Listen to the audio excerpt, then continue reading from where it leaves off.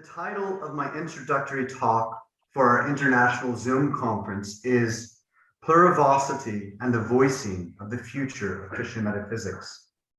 I divide my opening remarks into two parts. The first part consists of a desired welcome and thanks that will also speak to the ethos of philosophy at St. Patrick's College, Maynooth, on behalf of the faculty, while also drawing your attention to future events at St. Patrick's. The second part gestures towards my vision of the future of Christian metaphysics. In the first part, plurivocity will be accented. In the second, the future. It is with an overjoyed heart on behalf of the Faculty of Philosophy at St. Patrick's College, Maynooth, that I have the privilege of welcoming our rather sizable audience, as well as welcoming and thanking the array of voices of our distinguished speakers and respondents.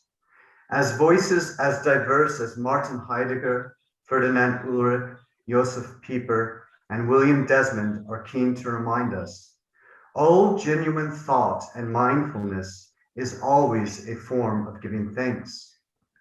Hence, knowing the genuine character of the work of our speakers and respondents, I wish to offer my deep debt of gratitude for their willingness to participate and for their diverse approaches and voices that will be on display today as we seek to wrestle with the ever-pressing question of the future of Christian metaphysics.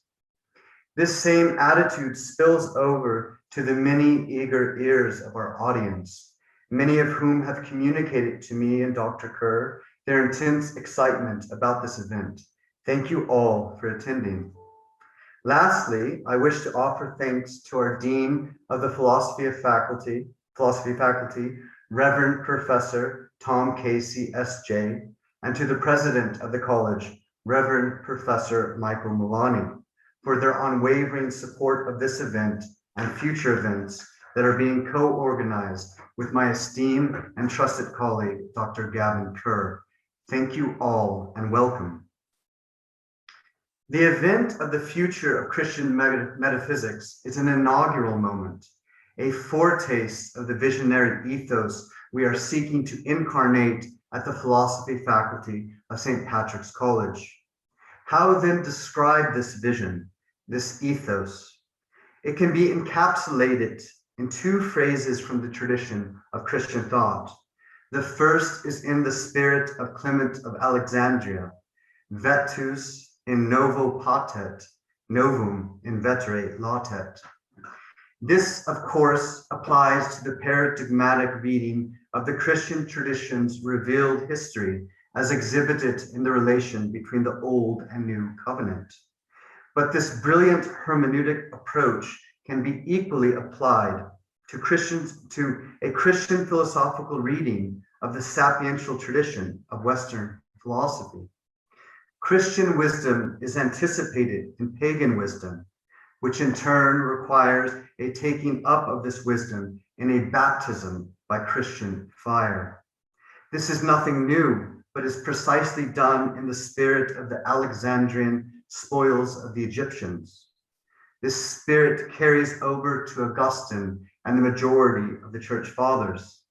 And this same spirit is imbibed by Aquinas and Bonaventure and the figures of the high Middle Ages, and is repeated in the great 20th century ressourcement thinkers, as well as the various schools of creative 20th century Thomism, be it transcendental, existential, or speculative. This applies to a second phrase from Augustine, which sees that the Western sapiential tradition of philosophy is an una verissime philosophiae disciplina. But this one of philosophia is no logocentric monolith. It is a tradition of traditions, a plurality of origin in a stream of memories centered in the mystery of the one and the many that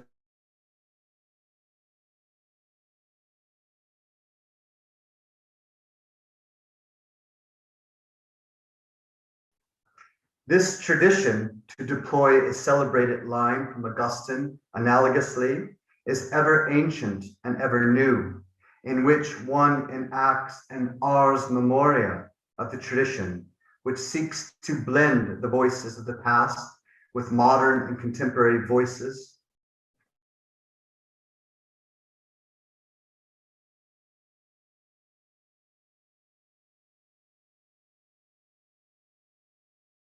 Our ethos then seeks to follow the lead of the magisterial lights of 20th century Catholic thought by enacting the art of transposition, as Marshall would say.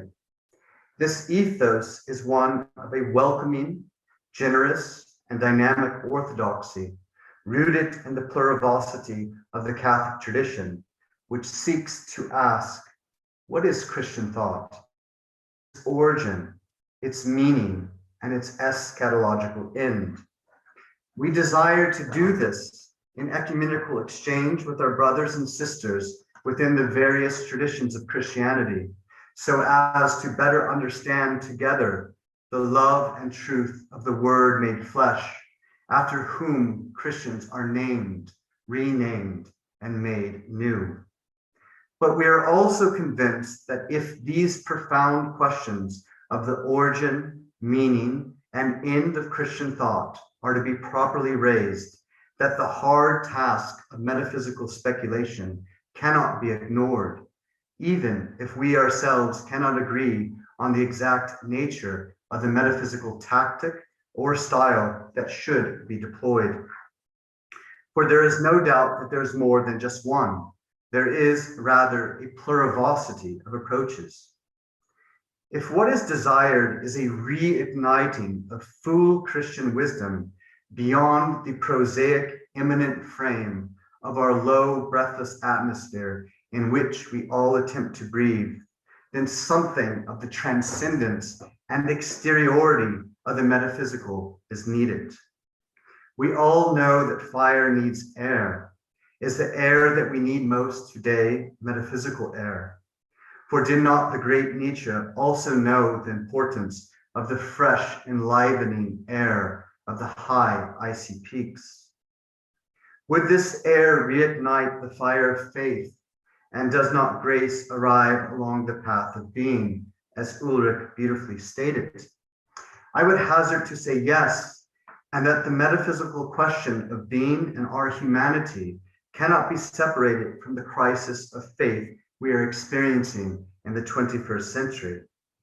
I have outpaced myself in starting to speak too much in my own voice, but clearly this is partly the reason for today's conference and the questions which are driving the ethos of the philosophy faculty at St. Patrick's, along with today's speakers and respondents, and presumably today's audience.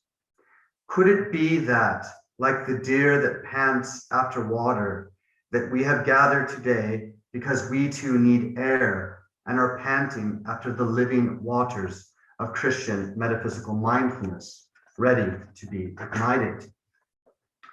The good news is that if what I surmise is true, then this is only the beginning. In April of 2022, we are, Christ willing, putting on a major in-person conference on a related but broader theme than today's, the future of Christian thinking, which will also tackle political and ethical issues. The keynote speakers for this event include Rowan Williams, Eleanor Stump, Thomas Joseph White, Rudy Tevelde, Francesca Erin Murphy, John Canassis, Patrick Lee, Robert George, Therese Ann Druitt, Philip Rosemond, Cyril O'Regan, David Bentley Hart, D.C. Schindler, John Milbank, Connor Cunningham, Caitlin Smith-Gilson, Judith Wolfe, Mette Lebeck, and Gavin Kerr. This event will also be used to launch our new annual lecture series in Christian philosophy with our inaugural lecturer, William Desmond. William Desmond will be followed in the spring of 2023 with Cyril O'Regan as our second speaker in this lecture series. We would be delighted to see you all in person and welcome you to St. Patrick's with hopefully copious amounts of wine and Irish beer in April of 2022, and please do assist us in spreading the word.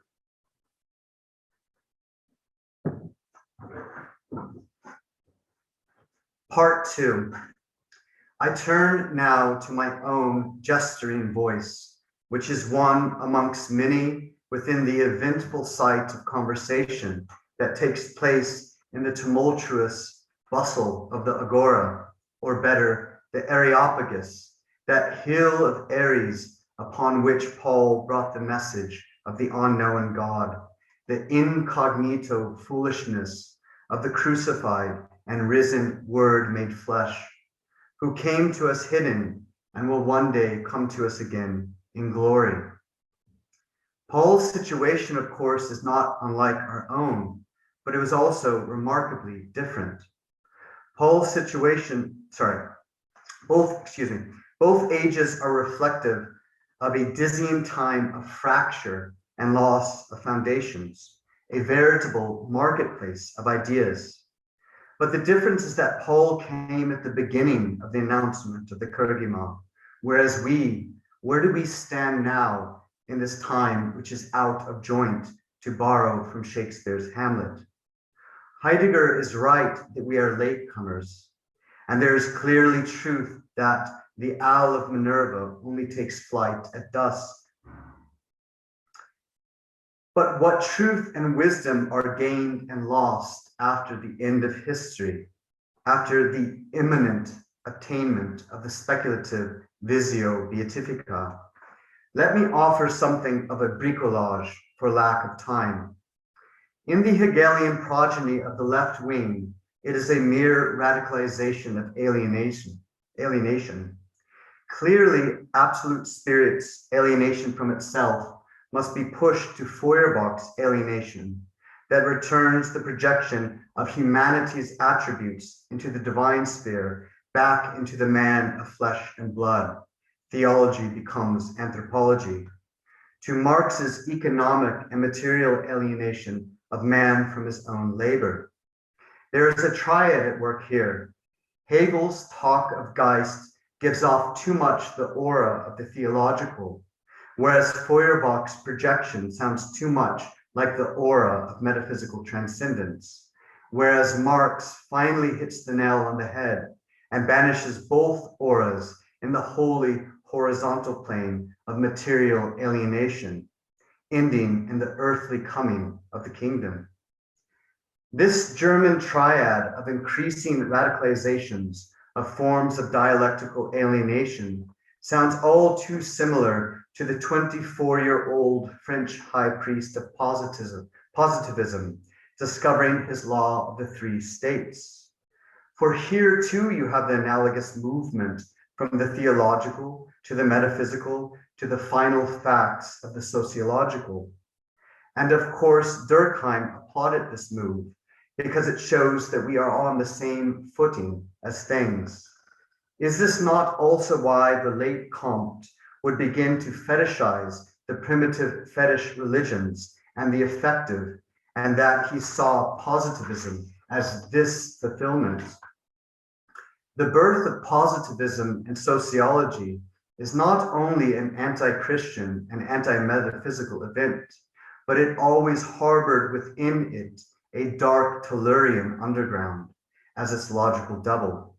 It is no accident that behind the founding of Georges Bataille's College of Sociology, a hero of which was Durkheim, laid his real obsession, namely the founding of a secret society which would refound the sacred through an actual human sacrifice.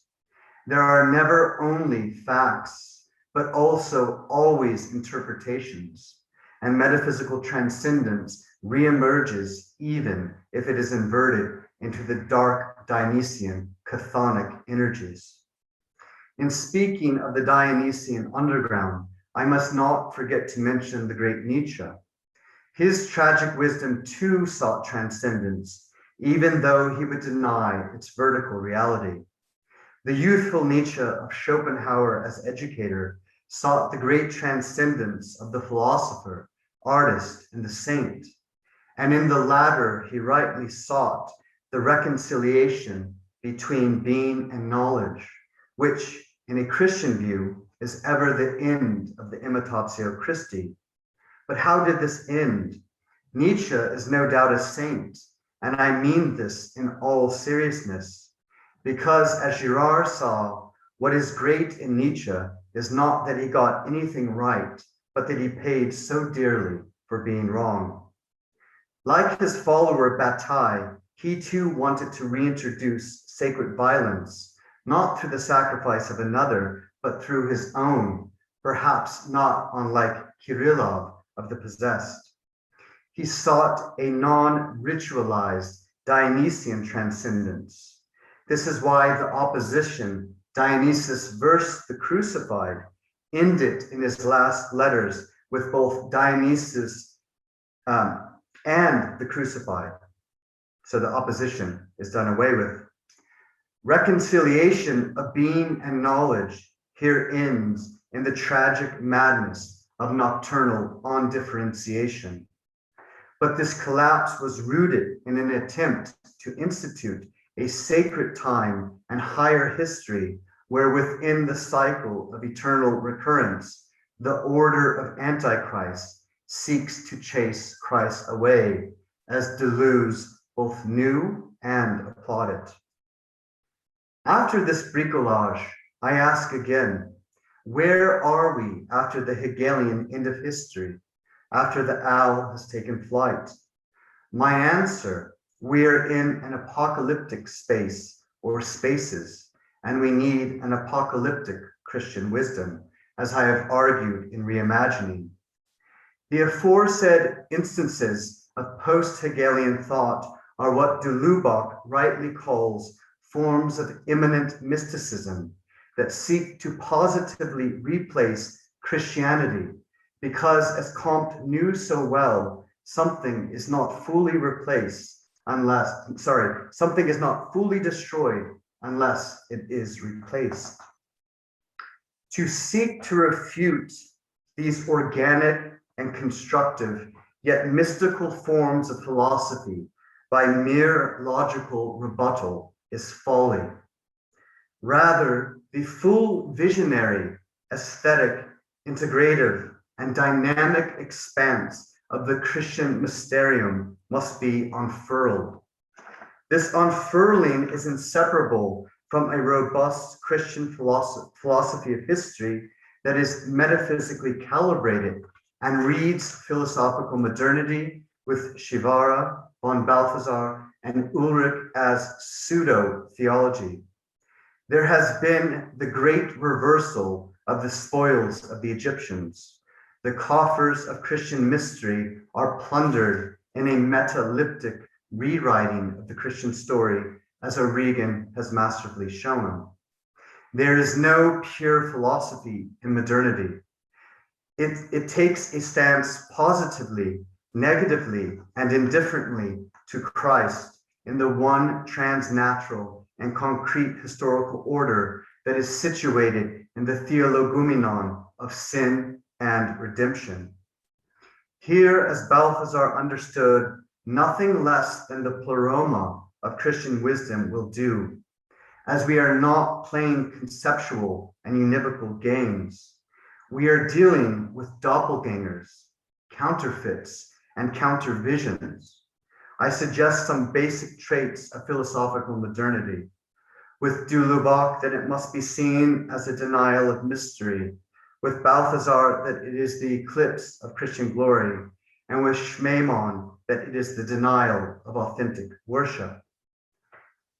This apocalyptic reading shares elective affinities with volumes 4 and 5 of Balthasar's Theodrama, Bulgakov's reading of history in The Bride of the Lamb, Eric Peterson's Witness to the Truth, and Girard's reading of modernity as an apocalyptic time of prolonged stasis. In a word, the spirit and vision of my proposal is Johannine. What is the answer? The future of Christian metaphysics. I hear whispering into my ear the insidious word of the Grand Inquisitor. 1,500 years since Christ has come and not returned, and now 2,000. But I also hear a counterword to the Grand Inquisitors, the ending of Solovyov's short story of the Antichrist. And I see the counter image of Rouault's depiction of Pascal's Christ in agony until the end of the world, which is the very image of this conference. The answer, Christ, the one who was, who is, and who is coming. The only one, as Holderlin evocatively said. We must, with Klaus Himmerle, go in search of what is metaphysically distinct about Christianity in this vesperal hour. This search will lead, I contend, to the Christian mystery of the Analogia Entis. This mystery, as Shivara and Ulrich intimated, deeply evokes Christ. These intimations are made fully explicit in Balthasar's formulation of Christ as the concrete Analogia Entis, or in the words of Rowan Williams, Christ, the heart of creation. All metaphysical desire is confronted by the Mysterium Crucis, and one may only pass over into this mystery of mysteries through the eventing gift of metanoia, through which is revealed the whole truth of the double gift of creation and recreation, being and grace, in the light of the Trinitarian backdrop of all of being and history. History is the record, the arena, the drama of created freedom's response to the apocalypses of uncreated triune love revealed upon the cross, wherein being is unveiled as commercium and kenosis, as the transubstantiated communion of agape. I will develop my apocalyptic recasting of the Analogia Entis centered in the Lamb slain in my 2022 paper, Analogical Apocalypse, Metaphysics as Trinitarian Response. Thank you very much for listening, and it is with great joy and pleasure that I hand over to Jesse Rogers, Professor Jesse Rogers, the Dean of the Theology Faculty at St. Patrick's College, Maynooth, who will be chairing the first session. Thank you. Thank you, Philip. It's my pleasure for the next 2 hours to be doing a little bit of chairing, but mainly listening to what will no doubt be very interesting papers. Just to tell you what to expect, we have 2 papers, and each paper has a prepared response. And so we'll hear the paper, we'll hear the response, and then, time allowing, we'll take questions. And the questions, we'll be asking you to type your questions into the chat.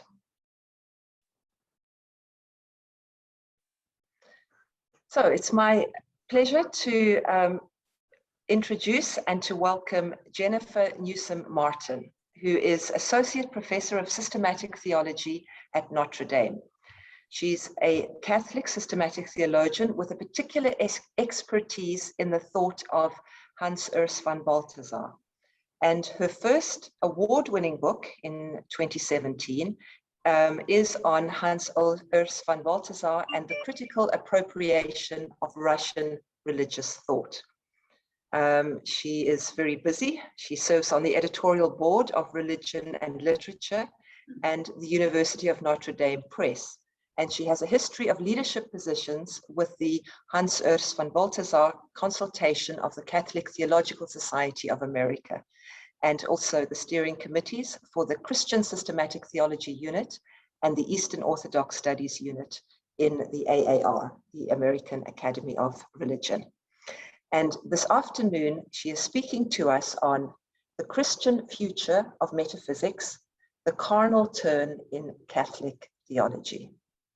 So I hand over to you now. Thank you.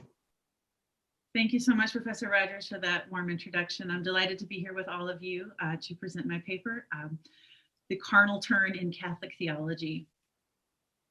Part 1, on futurity and flesh.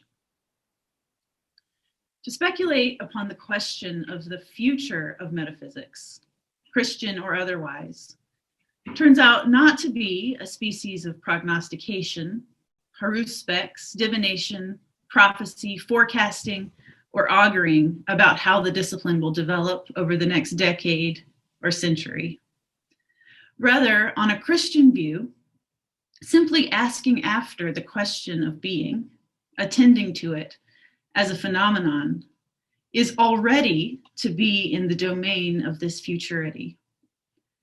It is to open one's eyes to see the strange and ordinary truth that at every single moment, even now, being in its gratuity and gift perpetually arrives, is perpetually arriving. As Balthasar suggests, like the opening of a door, the entrance of a person, an event coming toward us, the arrival of a message, the commencement of a story, the springing up of a source, the shining out of a light. That is to say, the luminous mystery of being itself bears within it the conditions of its own future. This futurity of being, the infinitude of its always beginning again, has resonances philosophically in the vital, continuous flux of Henri Bergson's dynamic notion of duration, Heidegger's coupling of Zukunft, future, and Zukommen, to come toward, and poetically in the splashing up of Charles Péguy's eternal spring of water and his stirring meditations on the theological virtue of hope. What this constitutive futurity of being means for Catholic theologian Hans Urs von Balthasar, whose metaphysics represents a complex negotiation with Aquinas and Heidegger, is that being is, quote, essentially open-ended. Even more, it is essentially a beginning, a promise, a hope, an upspringing. To affirm the structural openness of being, the fecundity and fullness of what Balthasar calls provocatively the womb of the future, is, however, at the same time, to affirm that the present moment is always already passing away, even now, which suggests, with no small degree of force, the precarity, contingency, and transience of human being, especially over and against the absolute being of God. The scriptures, especially the Psalms and the prophets, have a certain kind of poetic language for this phenomenon of human transitoriness vis-a-vis God. It is flesh. In Job, mortal flesh comes up like a flower and withers, flees like a shadow and does not last. In the Psalms and Isaiah, the days of human beings are like grass. And all flesh, 1 Peter reaffirmed in the New Testament, is like grass. These scriptures often present the impermanence, creatureliness, and sexual differentiation of human beings. That is, as beings whose genesis is in biological reproduction and whose species can sustain itself only by means of this biological reproduction, together with its unlikeness to and distance from God, who is absolute and who endures forever. If all flesh is like grass, we can begin to understand alongside Balthasar that the language of flesh as a cipher for the human being, precisely in her simultaneous transitoriness, but also in the wonderful sublimity that sets her apart from everything else in the world. Flesh in this Balthasarian, psalmist, prophetic, and Johannine economy represents creaturely being, precisely as between God and world, as oscillating between the polarities of essence and existence, unlike God, for whom essence and existence are identical. The metaphysical mysteries of creaturely finite being are revealed most conspicuously at the beginning and the end of a human life. That is, at our births and at our deaths. Those bookends of existence, which emphasize, in no uncertain terms, human contingency and transience, as well as the mysteries of being, which lie beyond our being born and dying. In a Balthasarian metaphysic, following Ferdinand Ulrich's emphasis on ontological canonicism, The act of being by which God in creation brings this flesh like grass and the whole panoply of creaturely being into existence is an act of profound divestiture.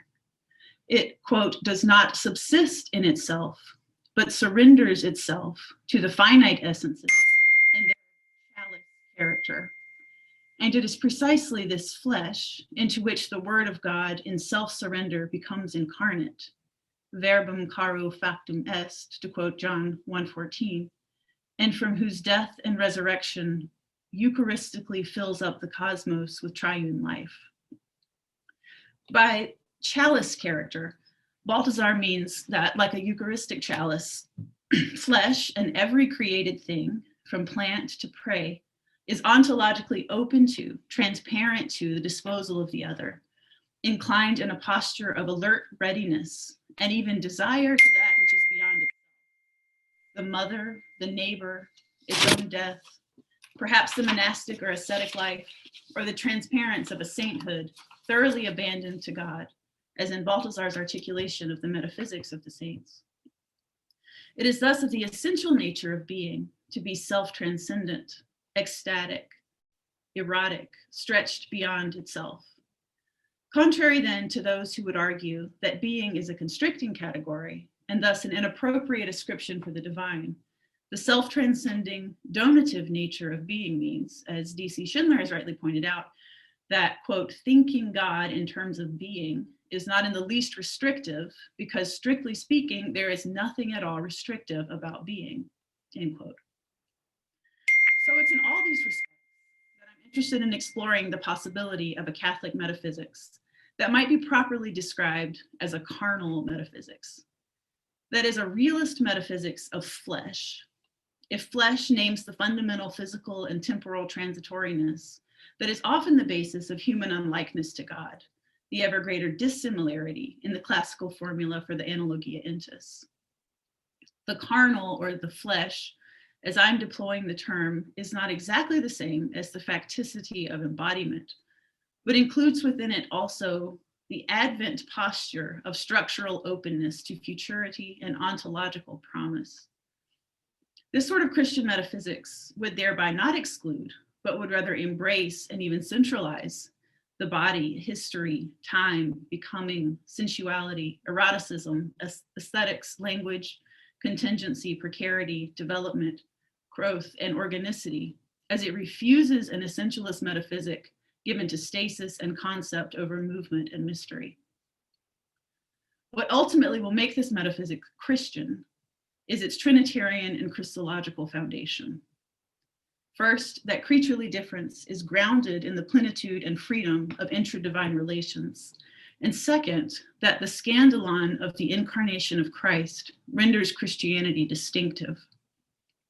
Only Christianity, as Balthasar puts it, has found, quote, in the flesh, in the mortal, Eucharistic, mystical, resurrecting flesh, the unsurpassable end of the ways of God.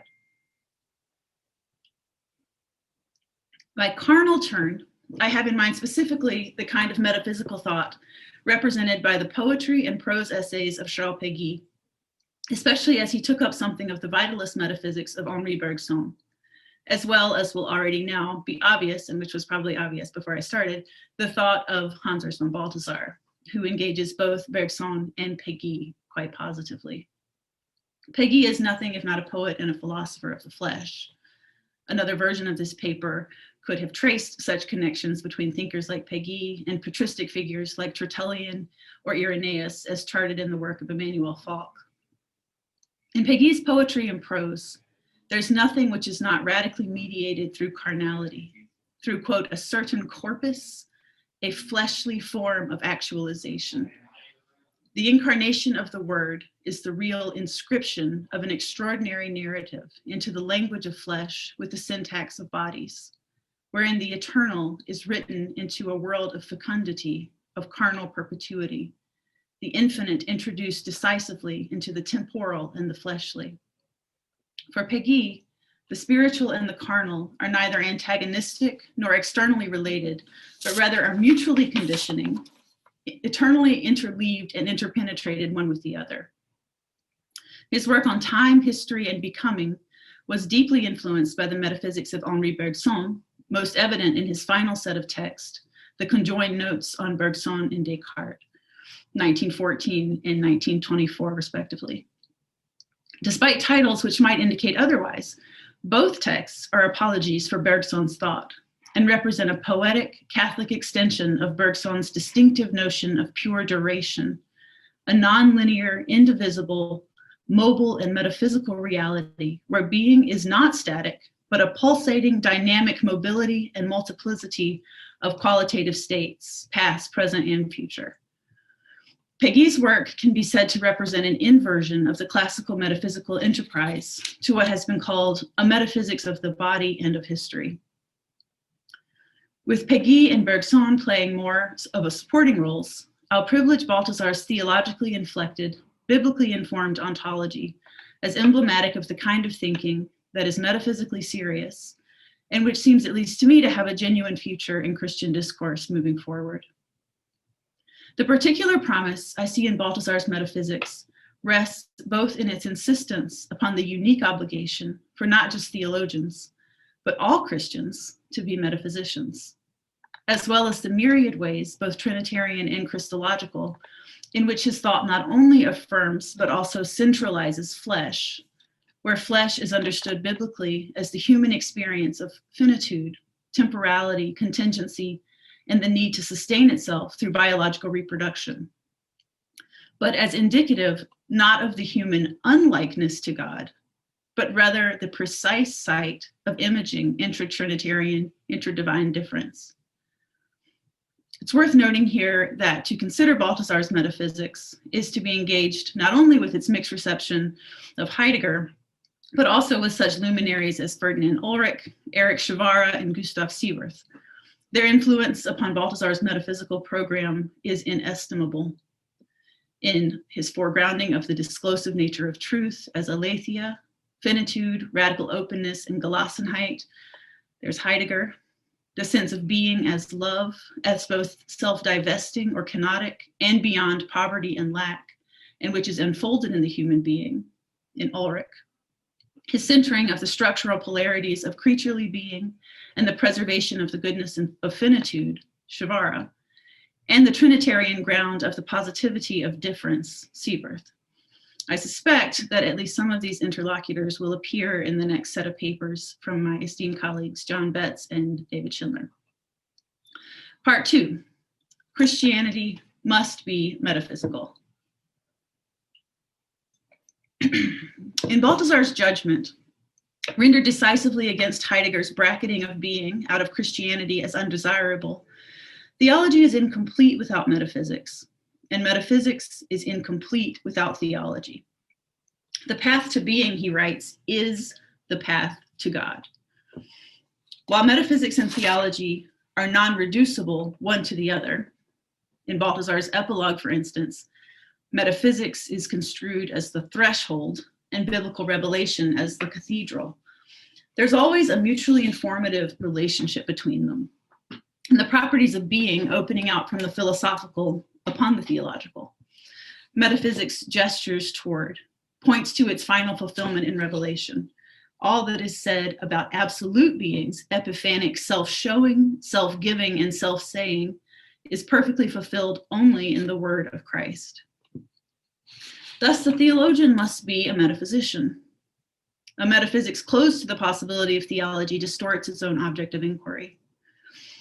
Balthasar's claim, however, is stronger than making a close association between the discipline of theology and the discipline of metaphysics, insofar as the obligation toward the metaphysical does not simply obtain within the guild of theology, but rather extends to all Christians, all of whom have, especially in the context of a hostile culture for which the metaphysical is no longer au courant, in the worst cases in profound danger of elision and of being forgotten, and in the best case, obfuscated under the cultural and philosophical assumptions that characterize the modern age. The responsibility not only to contemplate the mysteries of being with wonder and gratitude, but also, quote, experience the presence of absolute love, and himself to actualize it and make it visible within his love for his neighbor. to love the other with a love not one's own. For Balthasar, the culmination of this universally Christian obligation to metaphysics is in the call to the contemplative monastic life, a discrete act of self-sacrifice to exist not just in spirit, but as a living person with flesh and blood at the disposal of the other. For Balthasar, the heart of metaphysics, the mystery of being that theologians and Christians are called alike to contemplate, is nothing other than the enigma of the real distinction, the difference between temporal and eternal being, and particularly the mysterious oscillations between the two poles of essence and existence within the unity of creaturely being. The Christian metaphysician, the true philosopher, who through the illumination of her spiritual senses has an eye attuned to the mysterious measure of proportion between being and that which exists, must account for both poles simultaneously, and particularly for the movement of dynamic tension between them. Indeed, for Balthasar, it is Christians who are and must be, quote, the guardians of a metaphysics of the whole person in an age which has forgotten both being and God. At the same time, Balthasar cautions that, quote, metaphysics is not a ware which can be bought and sold, ready-made. We must ourselves think. On my reading Balthasar's invocation of the phrase ready-made, here evokes Bergson's philosophical critique of the ready-made, tout fait, in his introduction to metaphysics, and more proximately, Péguy's gloss on the ready-made in his notes on Bergson, which is in no uncertain terms a takedown of the deformations of positivist modernity, which is both anti-metaphysical and antibody, where being itself is a formal concept which can be mastered rather than, as in Balthasar's metaphysical vision, a perpetually renewed self-donation of the radiant glory and presence of a God who is eternal surprise, for which human beings situate themselves in a posture of, quote, Advent-like openness of the coming of something greater than itself by which it could be determined. Péguy's interpretation of the ready-made makes a distinction between two uses of the expression tout fait. The first is when Bergson juxtaposes the language of tout fait with the being made. This usage indicates the, quote, opposition, the profound, essential, metaphysical tension between the present and the future and the present and the past, end quote. That is, the categories of present, past, and future are not matters of chronology and sequence, but as in Bergsonian duration, of being itself. In a word, it is metaphysical.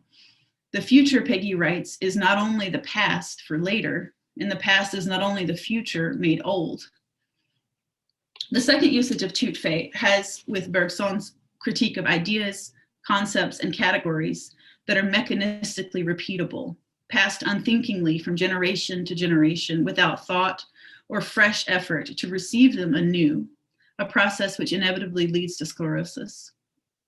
Péguy here extends Bergson's sartorial metaphor, which likens the ready-made to a suit of clothing purchased off the rack, in contrast to a bespoke suit draped and cut to fit a particular person's form.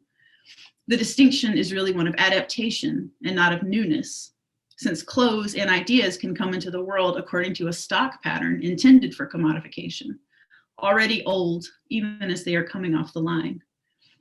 This background gives a helpful context to Balthasar's resistance in the 5th volume of The Glory of the Lord, both to those metaphysicians who would ask ready-made questions of being, or Christians who would spout ready-made answers from biblical revelation, the latter of which has historically put on or taken off the garb of metaphysics as if it were like a form of outer clothing.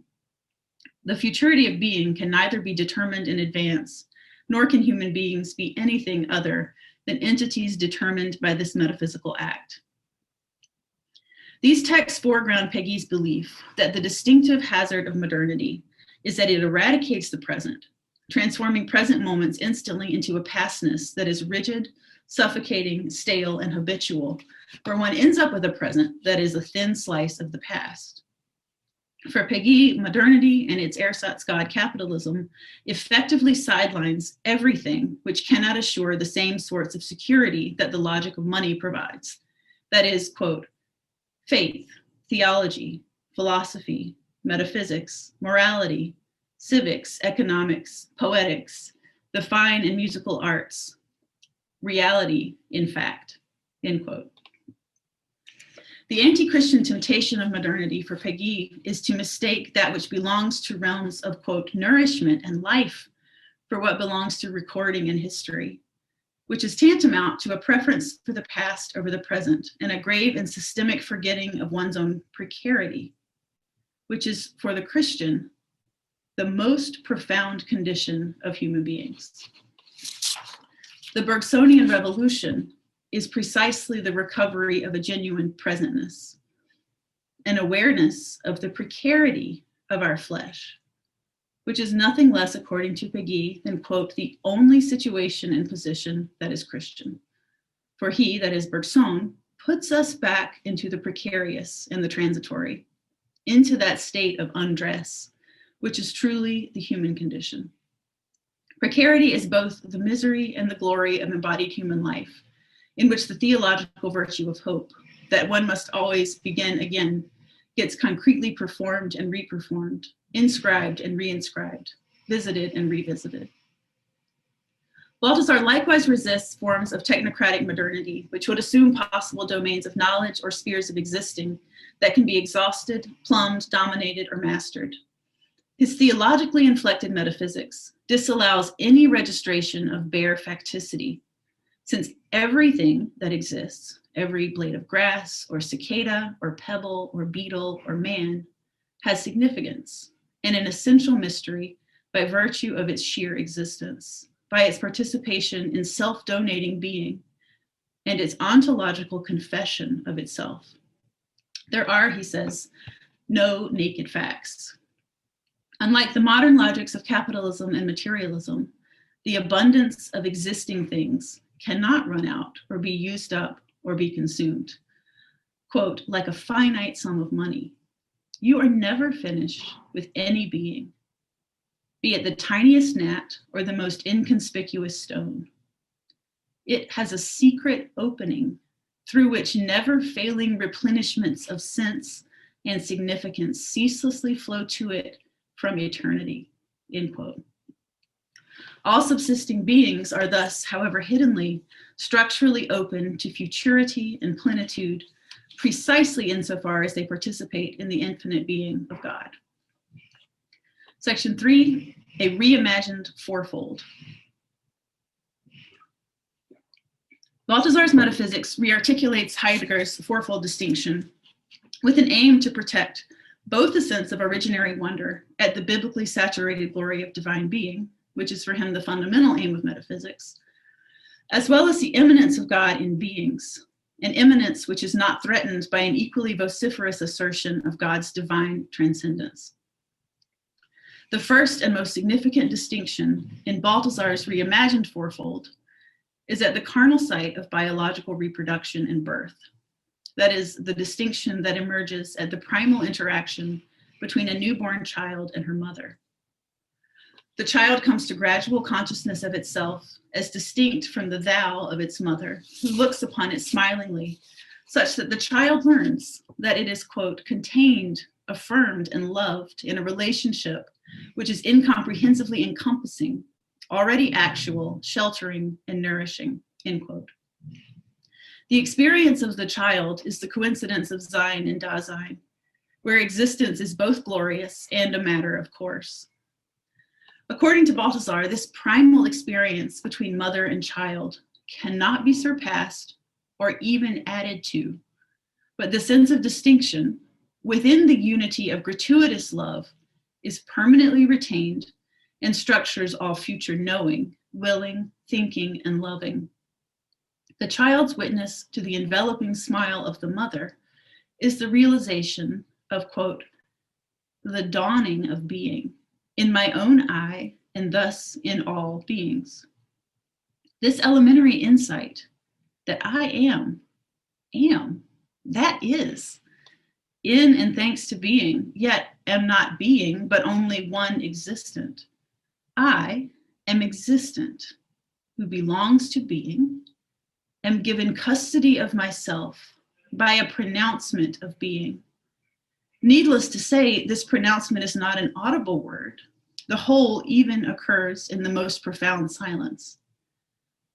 Yet it happens in such a way that awakening to my being present, Dasein, I understand and receive myself as an expression of being as a whole, as a gift put into my own hands, a gift that I did not give myself.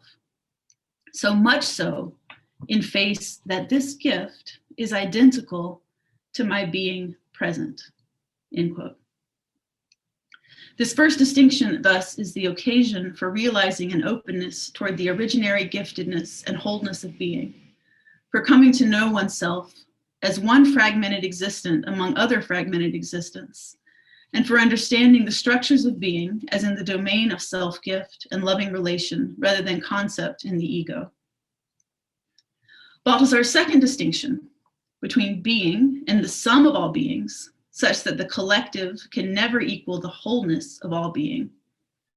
And third distinction between beings and being, where being as an essentially kenotic phenomenon is dependent upon existent, subsisting beings for its realization, such that there is always need for a certain corpus for being to manifest itself, means that philosophical and theological wonder must be, quote, directed at both sides of the ontological difference, end quote. Balthasar's primary concern in this discussion is to preserve the radical freedom and gratuity of God vis-a-vis being, to disentangle the being of God from nature and all forms of necessity and determinism.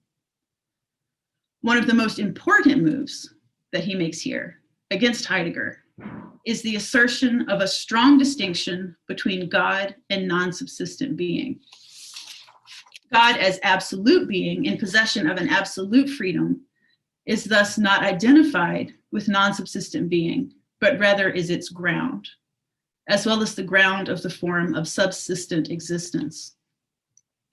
This refusal to equate God and being, and thus, in Balthasar's estimation, the refusal and the overcoming of ontotheology, the creation of a space in which beings can be sheltered, a space which is secured in the difference of Trinitarian distance, protects both the radicality and playfulness of divine freedom, as well as the goodness and integrity of the finitude, contingency, and multiplicity of creaturely beings who are beneficiaries of and participants in God's free and personal love.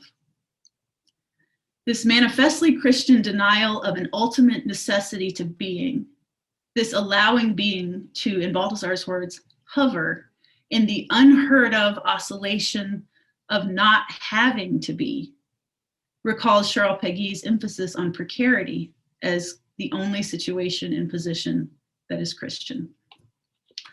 Part 4, the final section, the Trinitarian and Christological ground.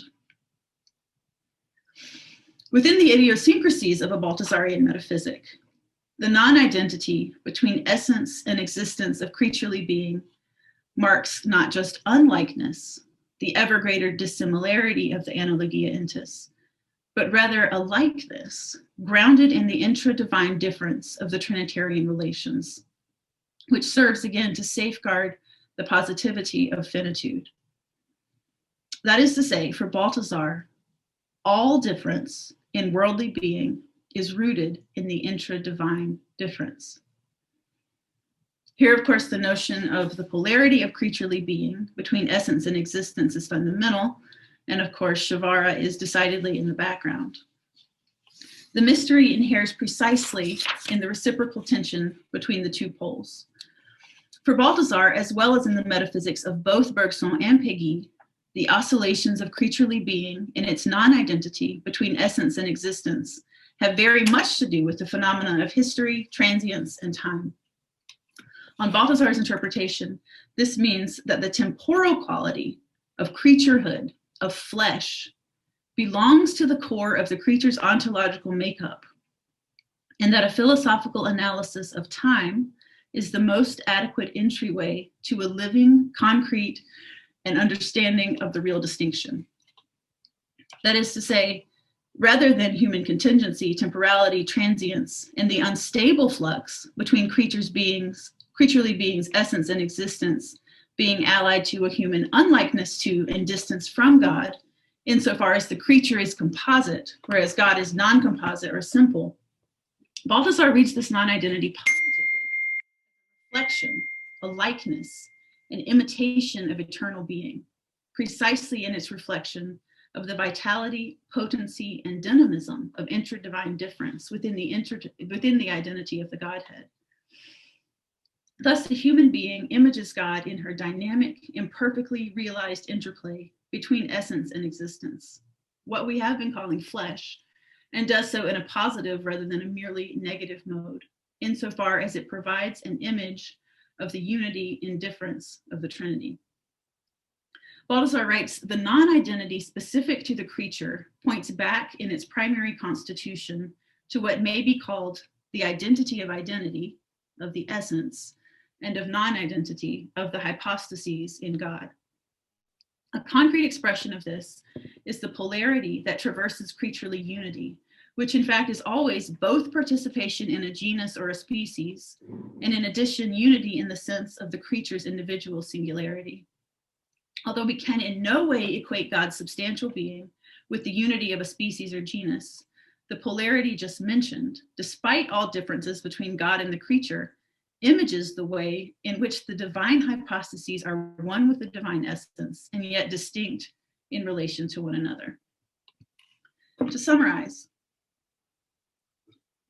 the dramatic polarity of creaturely being between essence and existence, as well as all the other anthropological polarities that Balthasar's work privileges elsewhere, do of course indicate some kind of non-similitude with the creator. They evince potency and incompleteness, but also perhaps counterintuitively indicate, quote, an aspect of positive similarity to or comparability with God, end quote, insofar as God's substantial relations are on the one hand identical with the divine essence and on the other distinct from one another. Balthasar's refusal to separate the essence or being of God from the vitality and dynamism of the personal Trinitarian relations is another means by which he refuses to accept a substance-based or essentialist metaphysic that is static or merely conceptual. He allies the personal Trinitarian relations or processions of God, not the essence as something over against the Trinitarian persons, to the transcendentals of being. Being is at once, for Balthasar, epiphanic, self-showing beauty, a diffusive, surrendering, communicating, self-giving, a goodness that is bonum diffusivum sui, made itself in its giving everything away, and a self-saying truth. Being thus imparts itself from its own ground, and in this self-transcendent imparting is preserved. The transcendentals of being capacitate beings to transcend themselves ecstatically or erotically, such that, quote, surrender creates new beings. Secondly, that a moment of death always lies in this surrender, as if in anticipation of the ultimate supernatural surrender of Christ, in whom all things have their being. Indeed, the exposed, chalice-like, open quality of being as kenotic self-gift is expressed most manifestly in the incarnation, passion, death, and resurrection of Jesus Christ. That Christ lived and died with such radical openness to the Father is perhaps cause, as Balthasar proposes, to prompt the metaphysician content with the ready-made to ask himself whether he already thinks and inquires sufficiently openly, or whether perhaps he has come too quickly to an end. Moreover, the scandal of the theological end of the metaphysical act is that all that has been said thus far of the divine self-divestitures of metaphysical being culminates in the expression, gift, and enunciation of the Christological, quote, right here, right inside the course of world history, in the encounter of living bodies, end quote. For Christ to be in flesh, enfleshed, is the precise expression of the self-divestiture of divine being. In his flesh, Christ is, quote, nothing but the Father's word given away to the world. It is what was from the beginning, what we have heard, what we have seen with our eyes, what we have looked at and touched with our hands. 1 John 1:1. This verse comes to life in Péguy's poems, where the flesh of Jesus is touched by the hands of Simeon. Quote, as one takes, as one holds up an ordinary child, a little child of a family of ordinary men, with his old tanned hands, with his old wrinkled hands, with his poor, withered, and puckered up old hands, with his two shriveled up hands, with his two parchment-like hands. Christ has given his flesh to the discretion of the least of the soldiers, to the discretion of the least of the sinners, and is distributed daily by our sinful hands in the Eucharist. The Eucharistic pouring forth of divine being manifest in the Word is the same simultaneous poverty and fullness of being into which creatures in their flesh are drawn, who by the ecstasis of finitude, quote, through dispossession and poverty, become capable of salvaging in recognition and affirmation the infinite poverty of the fullness of being, and within it, that of the God who does not hold on to himself, end quote. This Eucharistic character of all being culminates in the birth, death, and resurrection of Christ. And though human flesh is thrown, it is also a flesh taken up by Christ and a flesh resurrected. The resurrection of the flesh is the metaphysical vindication of the body, and that which finally secures all the limitations and exigencies of creaturely existence within God's eternal being. But the Christian confidence in the resurrection of the flesh by no means suggests that the transitoriness and precarity of earthly existence is somehow illusory or unreal. The future of Christian metaphysics must be decidedly opposed to what might be called an existential docetism. No, the sense of our lives as steadily being undone, like Bergson's coil gradually unrolling or thread unspooling, is a genuinely metaphysical and theologically significant experience. Indeed, one that for Balthasar is necessary, so that in, quote, the pouring away of the substance of our lives into nothingness, it may be the vessel that receives the infinite pouring away of God, end quote. Though all flesh is grass, it is the resurrection of the flesh which surmounts the natural problematic of God and creature through the sphere of God's free self-portrayal in the finite substance, in order to arrive precisely in this way at a deification of its essential limitedness that does not destroy nature.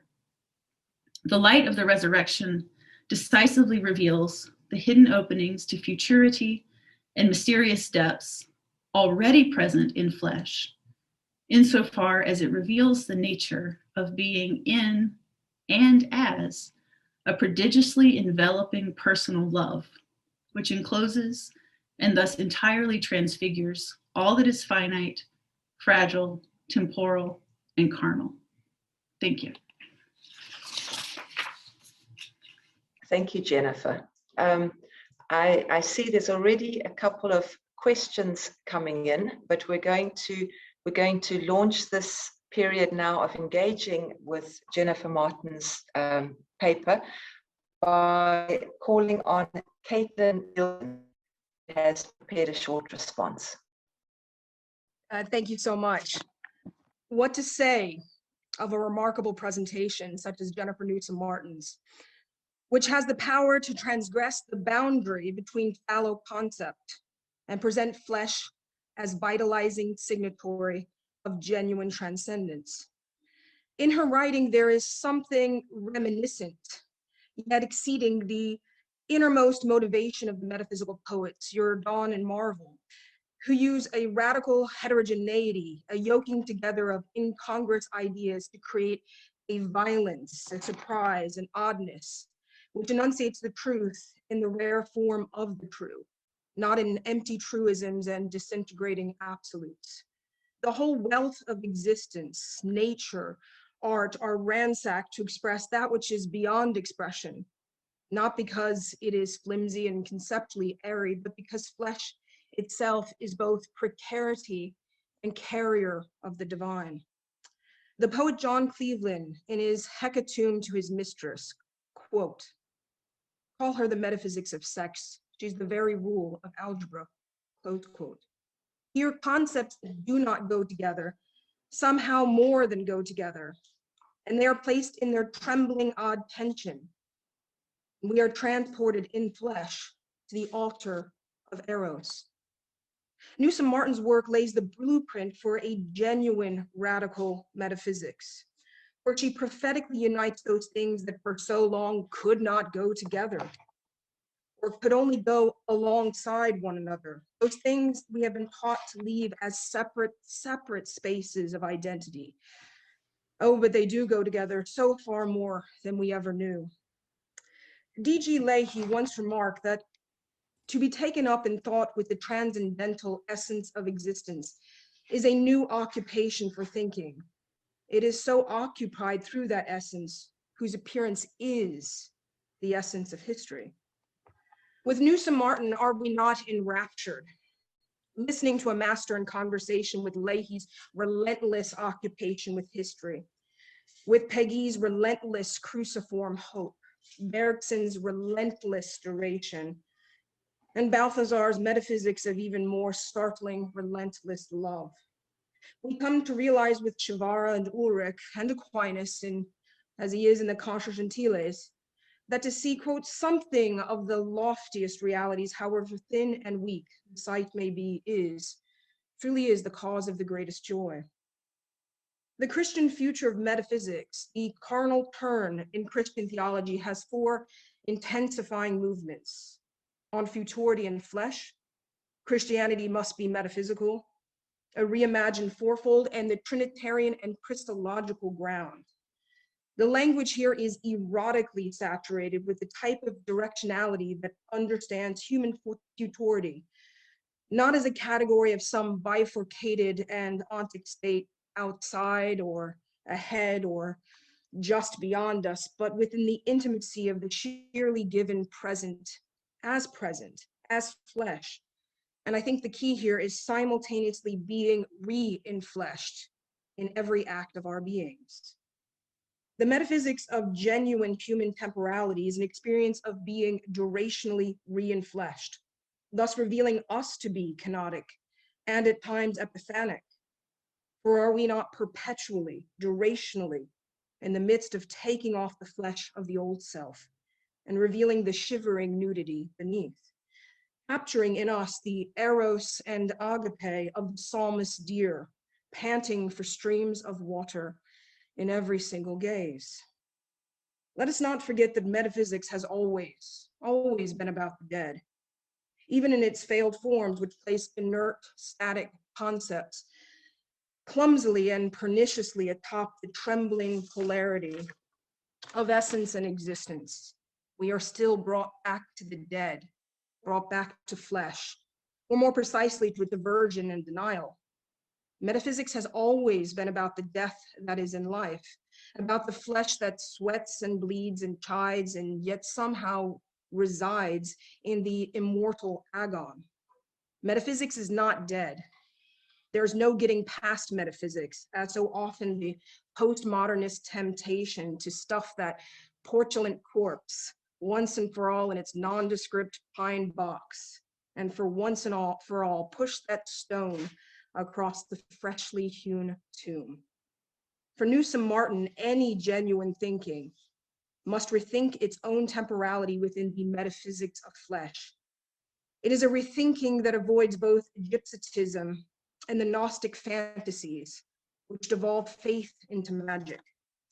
The metaphysics of the flesh is a rethinking of that which cannot complete itself, where each temporal incompletion overflows with the bones and sinews of human contingency, infinite poverty, and transience. Human action is always and ever in the act of being re-infleshed. It both fails to complete this act in its greater unlikeness to the Godhead, and simultaneously expiated of this failure through its union with creational love as self-divestiture, made most consummate in the memorial as living sacrifice of the Mass, in the quote, likeness grounded in the interdivine difference of the Trinitarian relations. Neither of these poles magically obfuscates the other, and it is this coexistence that marks human time and makes and remakes the metaphysics of the flesh, the inner dynamite of Kierkegaard's fear and trembling. Trembling. We share a likening union with God, even into the region of unlikeness, in the non-identity between essence and existence which marks our creaturely being.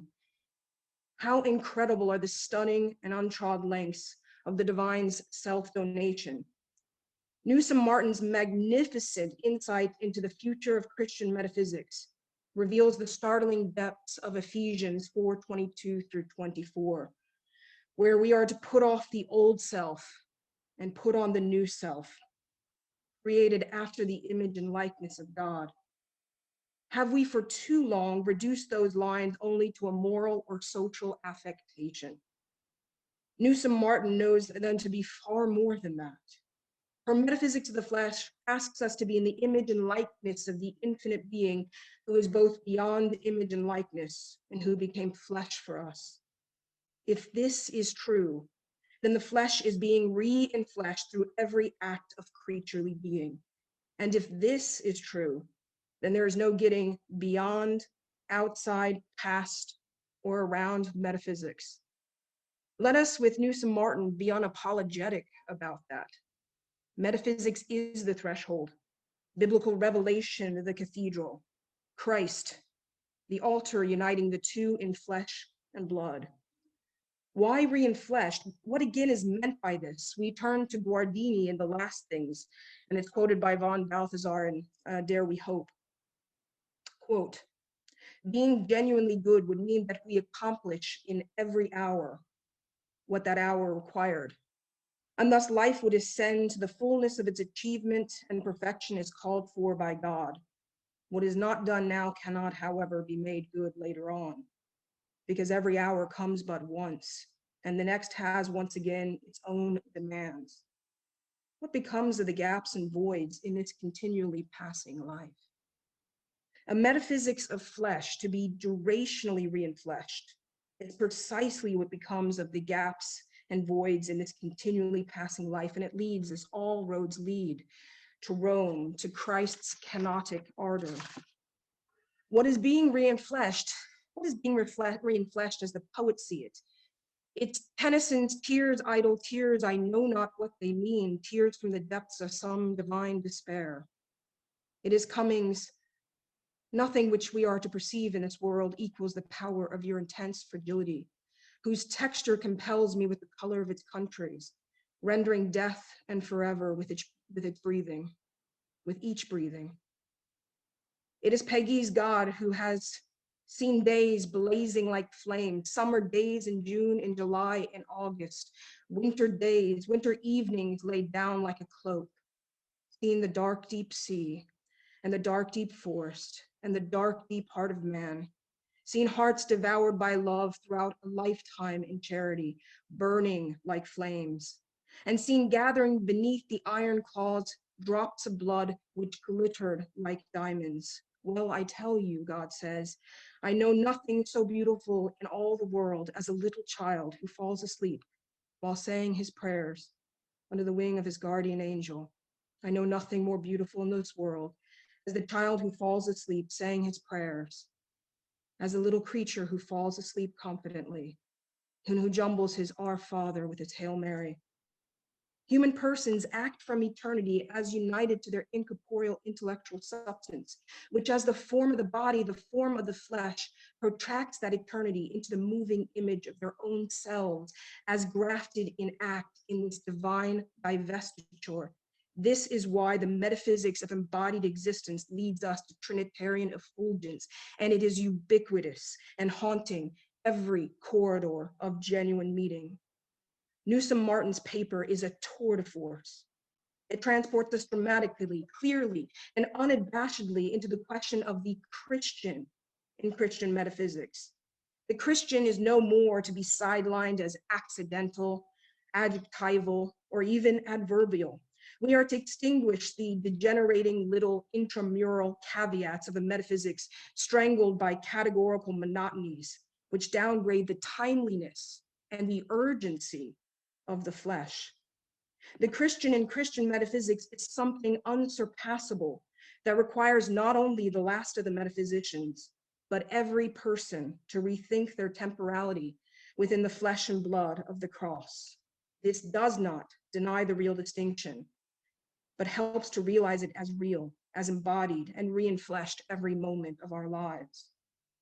As an ending note that brings us back down, hurling down into the den of iniquity, of the so-called real world of unreality, we find ourselves surrounded by another sort of flesh. While Newsom Martin's paper is not so much directed towards the practical or social repercussions of her metaphysics of the flesh, it is, in my estimate, the essential guardian to combat the academic stranglehold that demands to the death another sort of body politique, one of plasticine flesh enclosing the mannequin anatomy of misremembering that lurks in identity politics, critical race theory, and all the succubant variants so preoccupied by flesh but haven't even a clue what it is. No blood or water flows from those sides. Newsom Martin's paper is chiefly important, for it is beautiful and good and true. And beauty, we must believe, is salvific. Alas, my son, alas, my son, alas, my son who on the cross had a skin as dry as bark, a faded skin, a wrinkled skin, a tan skin, a skin which cracked under the nails. My son had been a tender, milky child, a childhood, a burgeoning, a promise, an engagement, an attempt, an origin, a beginning of a redeemer, a hope of salvation, a hope of redemption. Charles Piggy, The Mystery of the Holy Innocents. It's been such a supreme pleasure to have read this over the last couple of weeks, to digest it, and it's incredible. I'm so delighted to be here today. Thank you, Caitlin, for that that passionate and engaged response. We don't have much time for questions because the next paper begins kind of on the hour or a minute after. But I think perhaps if we can just take the first question. And my apologies, on my computer is hidden who it comes from, so it's not anonymous, but only anonymous to me. The question to Jennifer is, you suggest or claim that the non-identity between a creature's essence and existence requires the Trinitarian relations. I don't understand why this must be the case.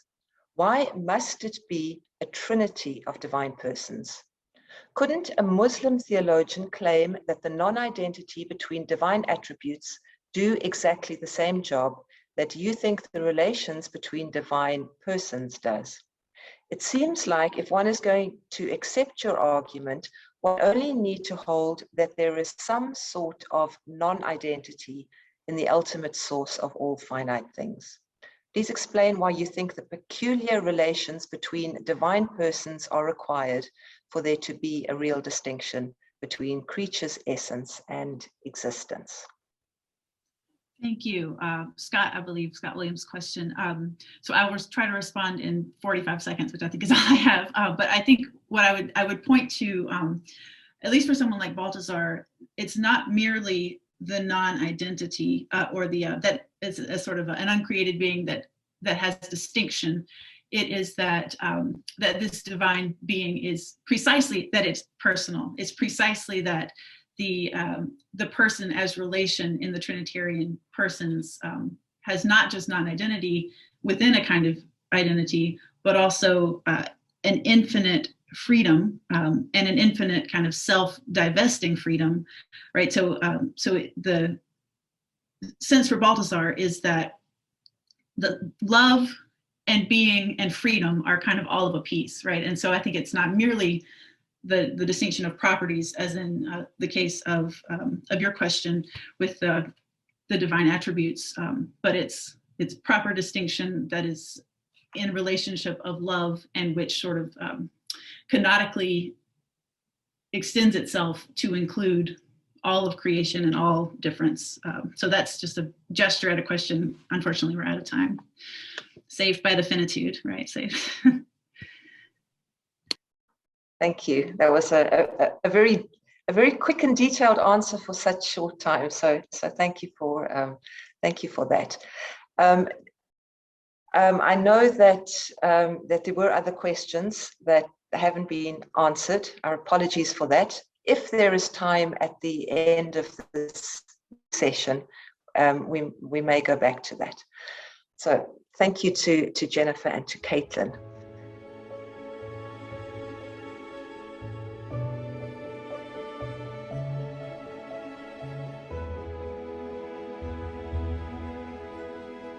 Christian thought faces unprecedented challenges, ranging from a denial of metaphysics to previously unforeseen ethical and moral questions arising from contemporary science and ever-advancing technologies. The theme of our 2022 conference, The Future of Christian Thinking, seeks to think from out of these unprecedented challenges, while simultaneously straining to look into a nebulous and unforeseen future. A vast array of many of the foremost thinkers engaged with Christian thought have been invited to speak on these issues. These thinkers are representative of many different schools, approaches, and styles of Christian thought across confessional divides.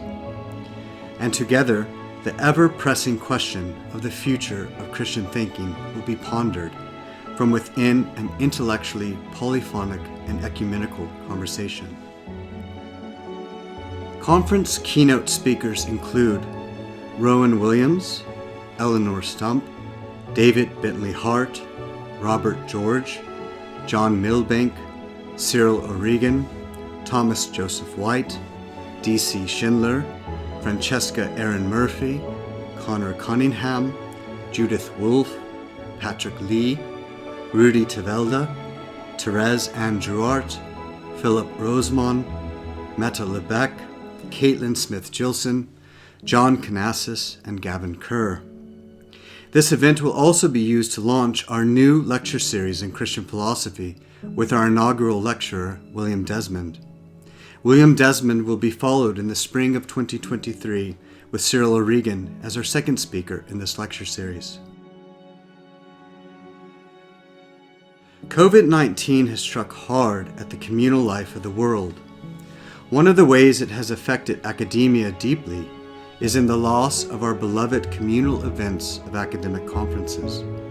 We are all aware that what makes these events beautiful and integral to the meaning of academia is the overflowing of conversation begun in the keynotes and panel sessions into the communal gathering outside of the formal setting.